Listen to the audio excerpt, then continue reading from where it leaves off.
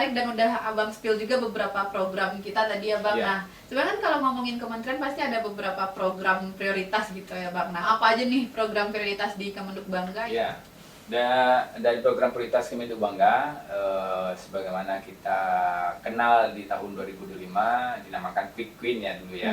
Sekarang namanya program prioritas. Pertama ada program prioritas itu adalah Genting, Gerakan Orang Tua Asuh Cegah Stunting. Beranjak dari masalah angka stunting kita masih tinggi. Sumatera Barat kita angka 24,9, angka terakhirnya yang di tahun 2024 ya. Pun 2005 belum kita dapatkan hasilnya ya. 2024 itu 24,9. Angka stunting kita masih tinggi. Nah, kalau tadi kita bahas stunting yang masih tinggi, ya nanti ke depan bagaimana nih anak stunting kita? Perkembangan otaknya terganggu. Nanti dia sekolah, kemampuannya mungkin tidak bagus, tidak kuat lah.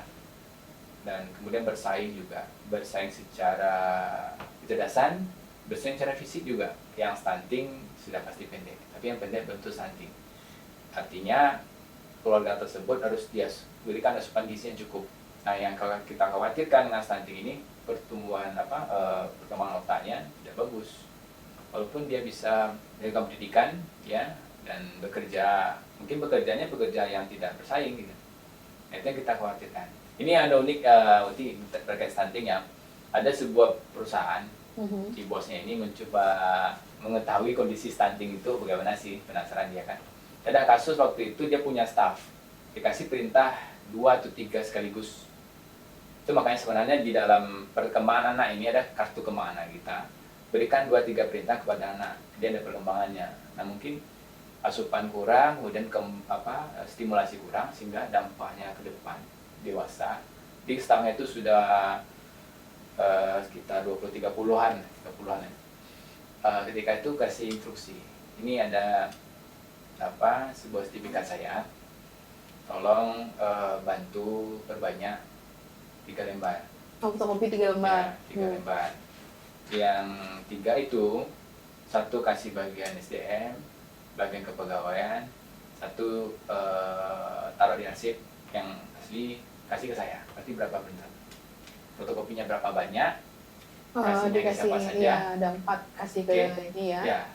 Terus 4 fotokopi, dia lupa. Nelfon lagi tuh bos. Bapak tadi untuk memperbanyak fotokopi tadi berapa banyak? Berapa lembar? 3. Oke? Terus kali konfirmasi lagi berarti ya. Habis itu ada fotokopi dan ada cukup 4. Lupa lagi. Telepon lagi, siapa aja. Iya. Setelah kasih, tahu nggak yang dikasih ke Pak? Yang asli ke SDM, ke pegawaian, fotokopi nyampe ke bos. Bos ini bos. Gitu kan? Nah, yang aslinya mana? Yang aslinya saya kasih ke situ. Kalau hal itu terjadi dengan anak-anak generasi kita berikutnya nih, kecerdasan atau memorinya itu berpengaruh. Berarti itu tadi, karena angka stunting kita masih tinggi, ini dikhawatirkan. Nah, ini gerakan genting ini perlu kita gerakan orang tua asuh cegah stunting. Ini semangatnya gotong royong nih. Ini kita sentuh nih calon orang tua asuh, baik dari individu, pengusaha, orang rantau, CSR dan lainnya, berikan bantu. Fokus genting kita itu ada di 1000 APK, dari hamil sampai 2 tahun. Karena perkembangan otak itu 80% saat masa 1000 APK. Kita selamatkan di situ.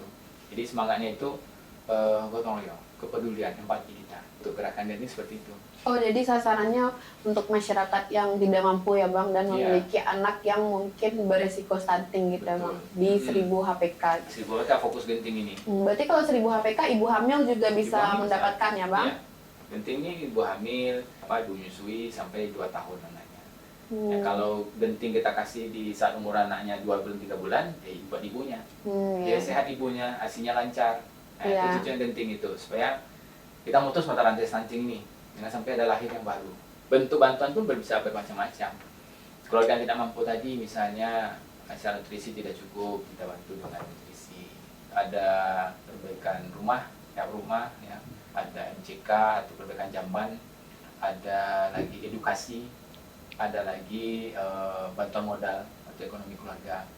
Jadi siapapun bisa bantu keluarga tersebut. Bisa jadi juga keluarga itu ada yang mampu nih. tapi secara pengetahuan nggak mengetahui. Jadi kalau edukasi ini juga kita jalankan ya apalagi kader-kader kita dari lapangan, penyuluh kita, semua orang yang peduli juga yang tahu, silakan sampaikan informasi ini ya, karena memang untuk supaya tidak adanya stunting. Oh, berarti kalau untuk menjadi orang tua asuhnya gimana tuh caranya, Bang? Bisa di wilayah mana, kita ada penyuluh KP, ada kader, silakan cari. Atau kita temukan langsung misalnya. Kita nggak mengumpulkan uang tunai ya, kita memfasilitasi data, kita ada data banyak address yang keluarga risiko stunting, kita salurkan, kita sampaikan ini loh keluarga. Oh, jadi BKKBN menyiapkan data keluarga berisiko stunting. Iya, mempertemukan antara orang tua asuh dengan yayasan. Iya, orang tua asuh ini berarti bisa masyarakat, bisa bisnis tadi, komunitas tadi ya Bang. Jadi nanti bisa membantu mungkin dengan nutrisi maupun beda rumah. Oh iya, karena ada sanitasi juga ya, Bang. Beda perbaiki jamban. Iya. Alhamdulillah kita Sumatera Barat, Basnas kita di kabupaten kota juga bantu tuh. Ikut berpartisipasi di Genting ya, Bang. Berarti nggak ada dari APBN sama sekali ya, Bang? Karena risiko stunting itu nggak hanya nutrisi, bisa jadi di keluarga itu beberapa keluarga ya. Secara nutrisi dia cukup. Iya. Dia punya kandang ayam, punya kolam ikan, tapi anaknya kok nggak naik badannya. Jadi perlu dilihat kembali faktornya. Dulu kita ada audit kasus stunting ya, kasus-kasus itu jadi kenapa?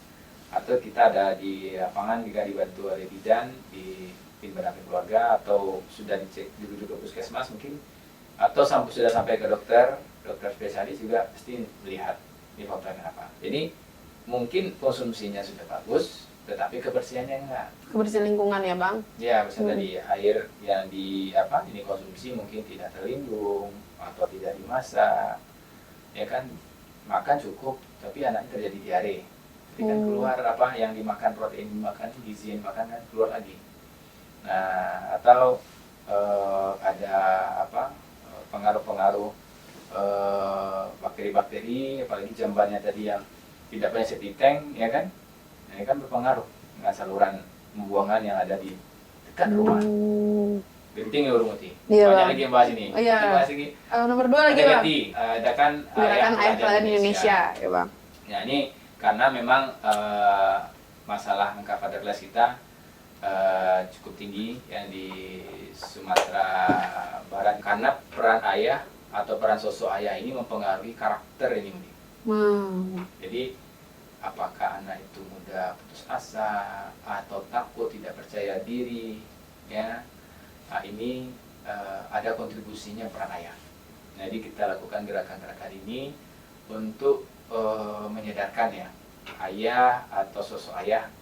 Jadi mungkin ada yang bertanya, oh kalau di keluarganya tidak punya ayah gimana? Atau ayahnya sudah pisah ya, bercerai. Nah, jadi kita gerakannya Ayah Teladan Indonesia, tapi dalam artian itu ayah kandung boleh atau sosok ayah, sosok laki-laki yang mungkin punya karakter, karena laki-laki itu punya karakter tegas, kemudian kuat, jadi percaya diri, tidak takut. Nah, itu yang kita harus ke anak-anak. Didik ke anaknya. Jadi kalau ada emosionalnya ayah dengan anak, ya baik ayah atau mama, kita perankan sosok ayah itu adalah mama, om, kakek, opa gitu kan. Nah, kalau ada pengganti itu ya, kalau nggak ada ayah atau ayahnya jauh atau itu anaknya karakternya bisa lebih baik, lebih kuat. Itu yang kita gelorakan gerakan itu. Ada momen menjemput lapor ya, walaupun mungkin nggak setiap hari ya, paling mama atau omnya atau opanya yang nggak ada ayah atau ayah yang jauh, ya sesekali mungkin bisa saudara ibunya, adik ibunya kan. Kalau ada ibu panggilannya apa? Maite. Mama. Mama atau om, adik mama nih. Kalau kakak mama, madang itu kan. Kalau ada di tengah, mangah gitu kan. Jadi itu yang sebenarnya kita sadarkan ini. Nah, mungkin ini yang akan membentuk karakter ini. Jadi kita sudah membangun gizinya, sudah kebutuhan nutrisinya kita kawal. Nah, dalam pengasuhannya juga, karena indikatornya juga indeks pengasuhan remaja juga di BJBK, dia saling kaitan. Flashback ke belakang juga, selain ayah kepada anak yang calon ayah juga kan kita sasar. Iya.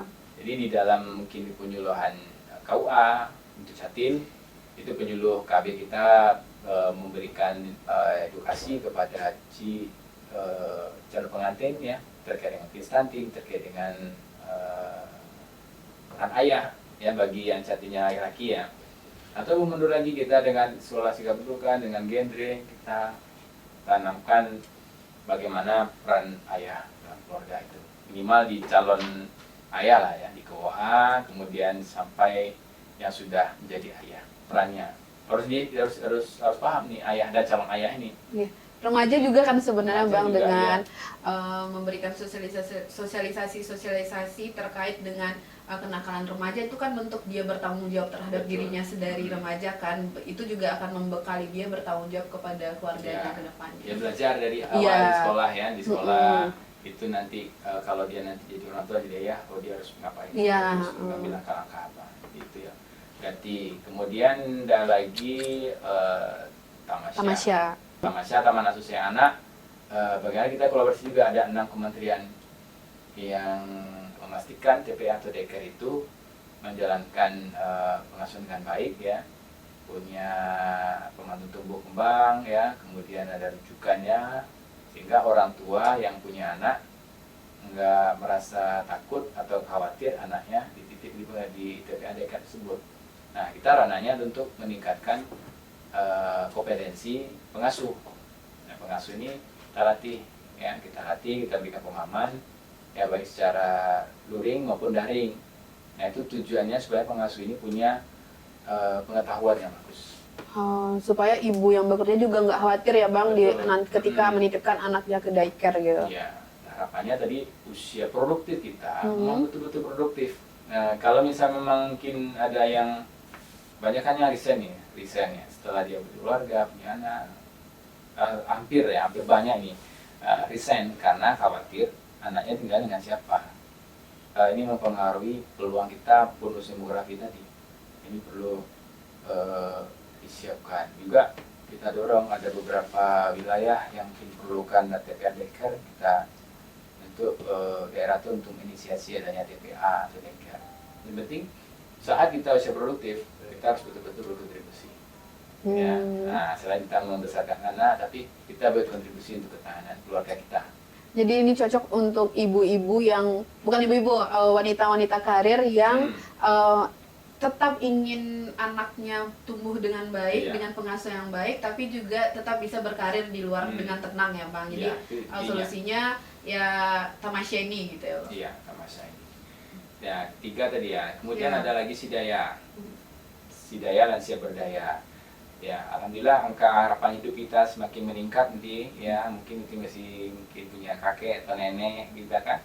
Nah, tentunya ini harus kita siapkan juga bersama-sama komunitas, kita ada BKL atau komunitas lainnya, bahwa lansia tersebut tetap tangguh, tetap produktif ya, tidak menjadi beban bagi keluarganya ya. Dengan lansia berdaya ini kita ada kegiatan-kegiatan yang mungkin bisa pemeriksaan kesehatannya berkala nih.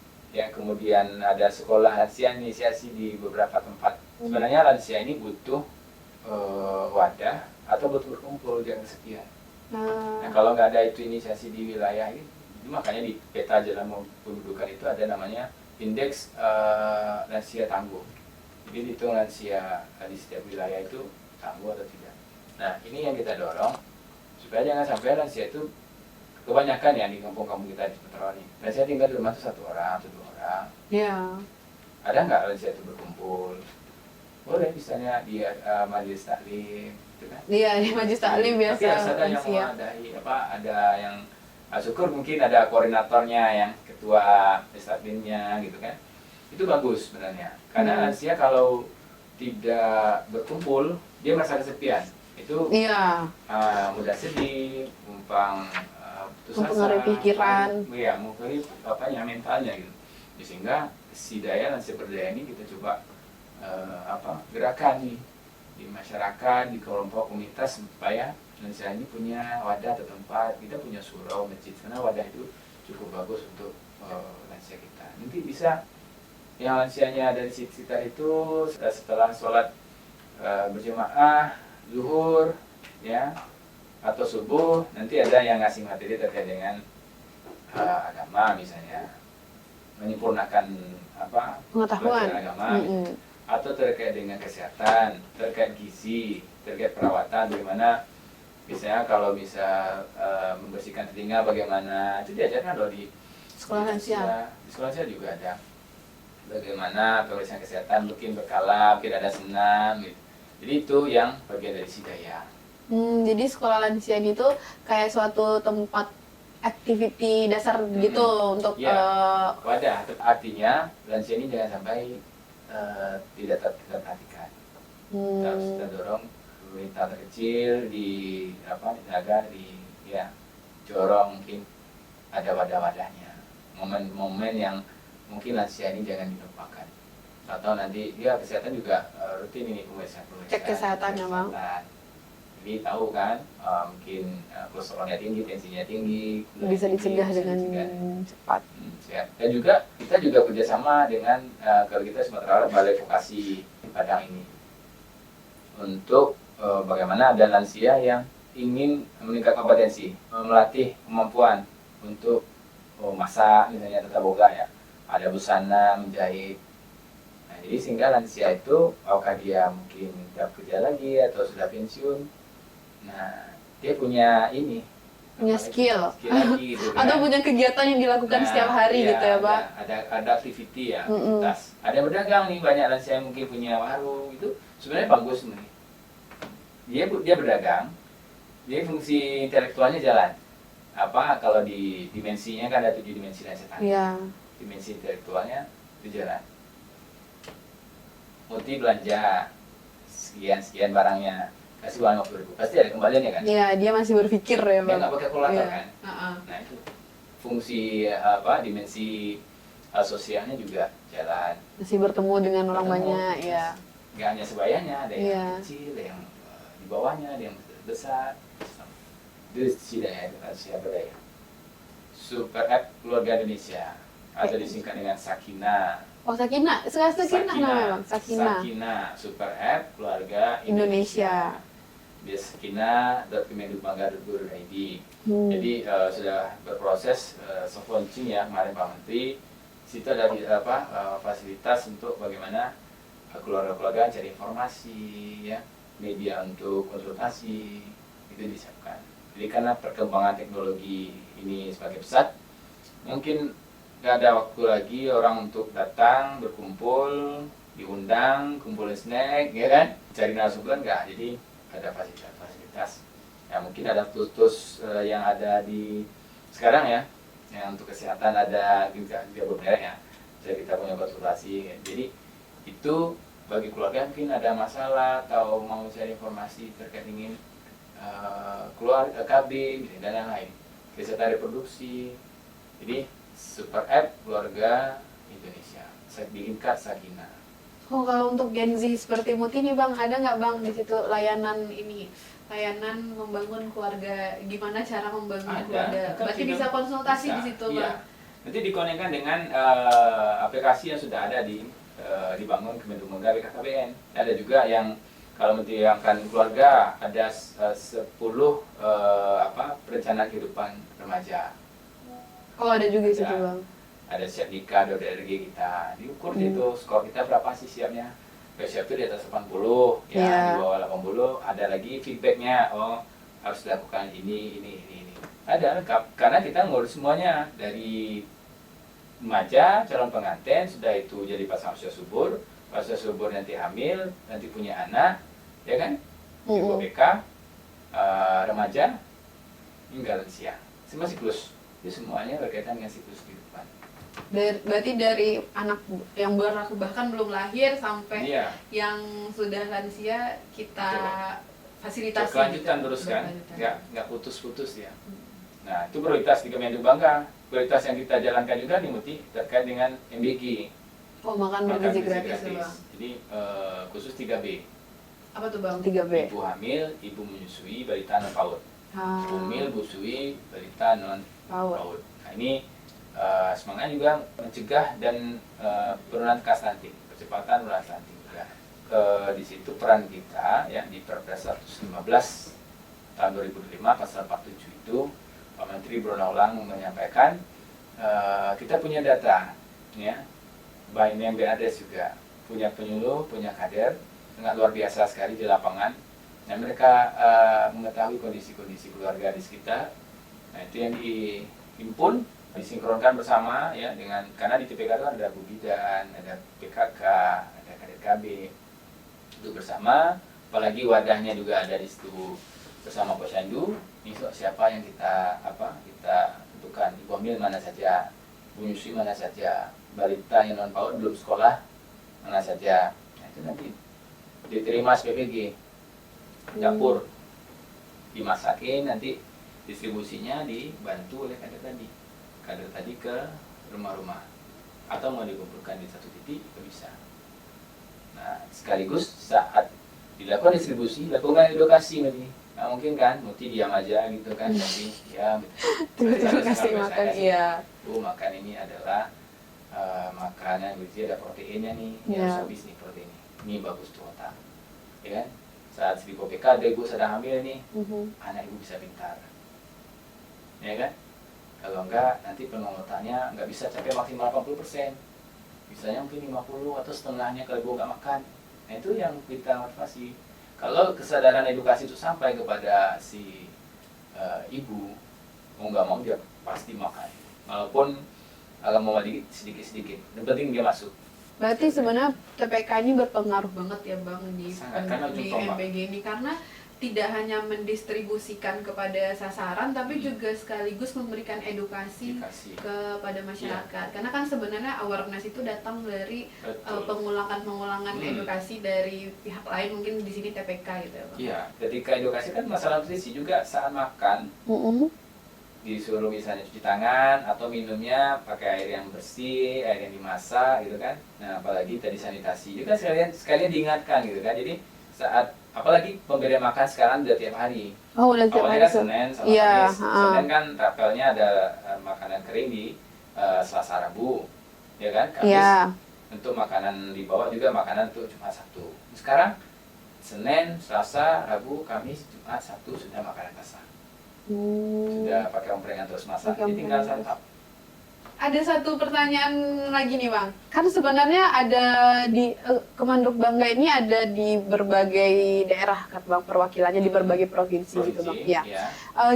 Gimana tuh Bang sinergi antara, kan berarti kan ini instansi vertikal di daerah, bagaimana sinergi antara instansi vertikal di daerah bersama pemerintah daerah dalam mensukseskan program-program prioritas tadi Bang? Khususnya mungkin di Sumatera Barat sejauh ini Bang.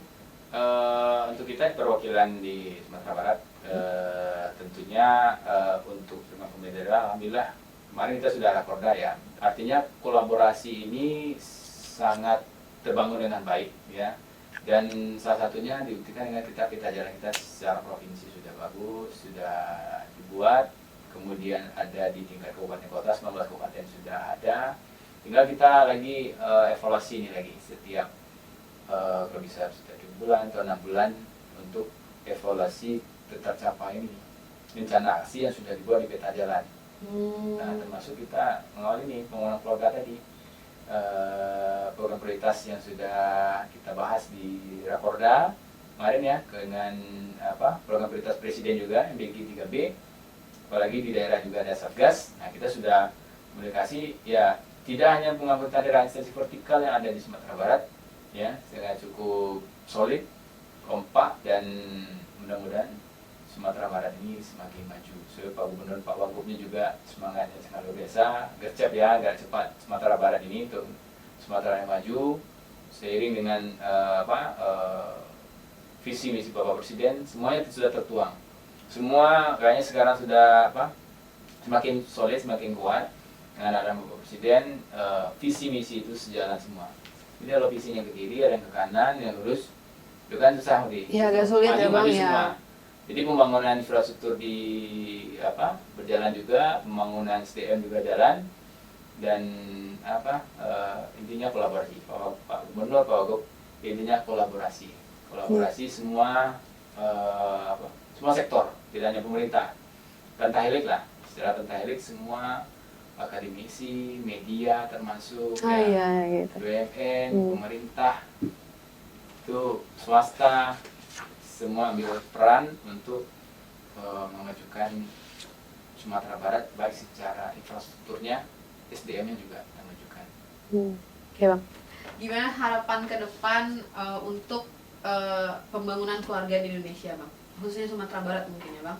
Ya. Dengan banyak program tadi Bang. Ya, harapannya dengan banyak program prioritas yang kita diinisiasi oleh Bapak Menteri, program prioritas yang di Bapak Presiden, ya ada BG, ada lagi juga sekolah rakyat, semuanya kita saling tadi berkolaborasi. Harapannya generasi hebat, cerdas, ya tokoh-tokoh yang dulunya kita sumbangkan atau kita lahirkan di Sumatera Barat semakin banyak, semakin hebat Mudi. Jadi ini harapannya, jadi pekerjaan itu bisa kita hasilkan lebih bagus, lebih luar biasa kalau dilakukan bersama dan berkolaborasi.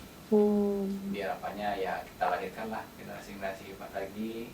Ya mungkin generasi hebat ada tapi berkurang, dan kita lahirkan sebanyak mungkin pemikir, orang yang cerdas, ya Sumatera Barat ini sarjana juga cukup banyak ya, tapi kita tinggalkan lagi.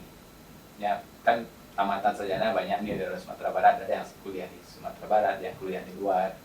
Tapi secara kuantitas banyak, kuantitasnya kita tingkatkan, kualitasnya juga kita tingkatkan semakin tinggi lagi. Semakin jangan sampai cepat kita puas dengan kondisi yang mungkin mungkin di Sumatera Barat sarjananya paling tinggi gitu. Tapi kita harus tetap maju dan terus belajar.